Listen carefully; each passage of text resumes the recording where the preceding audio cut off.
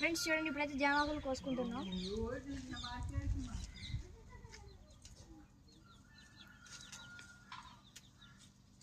Friends ఇప్పుడైతే జామాకులు కోసుకున్నాం. Friends చింతపండు కిల్లీకి కావాల్సిన పదార్థాలు అయితే వచ్చాయి. చూడండి ఫ్రెండ్స్, ఇవన్నీ కావాలి మనకు. ఇవైతే చింతపండు దానికి కావాల్సినవి చెప్పాను ఫ్రెండ్స్. ఇవైతే ఒక్కొక్కటిగా రోల్లో వేసుకుందాం. చింతపండు, జీలకర్ర అండ్ ఉప్పు, కారం.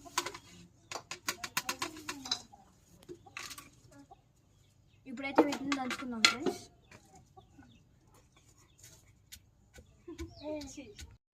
ఫ్రెండ్స్ ఇప్పుడైతే చూడండి, ఇదైతే అయిపోయింది. మనం అయితే ఇప్పుడు ప్లేట్లో సర్వ్ చేసుకుందాం దీన్ని.